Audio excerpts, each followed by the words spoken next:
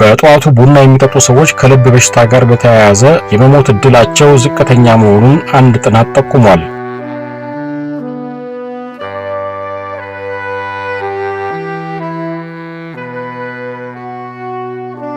ቀኑን ሙሉ ቡና ከሚጠጡ ሰዎች ይልቅ በጠዋት የሚጠጡት ከልብ በሽታ አደጋ ከመራቃቸው በተጨማሪ ረጅም ዕድሜ ይኖራቸዋል ይላል ጥናቱ። ነገር ግን ከልብ በሽታ ለመራቅና ረጅም ዕድሜ ለመኖር ቡና ብቻ በቂ ነው ወይ የሚለውን ጥናቱ አይመልስም። በቱሌን ዩኒቨርሲቲ ኦቢሲቲ ሴንተር ተመራማሪና ኃላፊ የሆኑት ዶክተር ሉኪ እንደሚሉት ምንም እንኳ ቡና ለምን የልብ በሽታን አደጋ እንደሚቀንስ ባይታወቅም ቀኑ ሲገባደድ ቡና የሚጠጡ ሰዎች የሰውነታቸው ዑደት ስለሚረብሹት ሳይሆን አይቀርም። ይህ ጥናት ረቡዕ ጥር 1 2017 ዩሮፒያን ሀርት ጆርናል በተባለው መጽሔት በኩል ነው ይፋ የተደረገው። ዶክተር ኪ አክለው ቡና የምንጠጣበት ሰዓት ምንም ያክል ለውጥ እንደሚያመጣ ለማወቅ ተግባራዊ ሙከራ ማድረግ አለብን ብለዋል።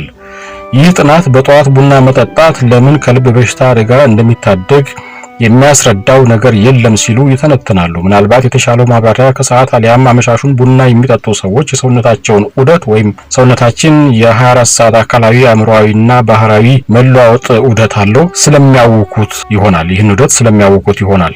ይህ ደግሞ የልብ በሽታ ሊያመጡ የሚችሉ እንደ እብጠት ወይም ኢንፍላሜሽን እና የደም ግፊት ያሉ አደጋዎች ሊጥለን ይችላል ሲሉ ያብራራሉ። ኒው ኦርሊንስ ውስጥ የሚገኘው ቱሌን ዩኒቨርሲቲ አጥኚዎች ከአውሮፓውያኑ 1999 እስከ 2018 ባለው ጊዜ በብሔራዊ የጤናና አመጋገብ ጥናት ውስጥ የተካተቱ 40725 አዋቂ ሰዎችን ሂደት ተመልክተዋል። ሰዎቹ በየቀኑ ስለሚበሉት ምግብና መጠጥ እንዲሁም ቡና ይጠጡ እንደው የሚጠጡ ከሆነ ደግሞ መች የተባሉ ጥያቄዎች ተጠይቀዋል። ምንም እንኳን ከዚህ ቀደም የወጡ ጥናቶች ቡና ለጤናችን የተወሰነ ጥቅም እንዳለው ቢገልጹም ቡና መች ብንጠጣ ነው ጥቅም ያለው የሚለው ሲጠና ይህ መጀመሪያው ነው። ዶክተር ኪ እንደሚሉት በጥናቱ ከተካተቱ መካከል 36 በመቶ በጠዋቱ ቡና የሚጠጡ ሲሆኑ የተቀሩት ደግሞ ቀኑን ሙሉ የሚጠጡ ናቸው። አጥኚዎቹ ላለፉት 10 ዓመታት ሰዎቹን የተከታተሉ ሲሆን በዚህ ወቅት የሞቱ ሰዎችን የሞታቸውን መንስኤም ሲመዘግቡ ነበር ተብሏል።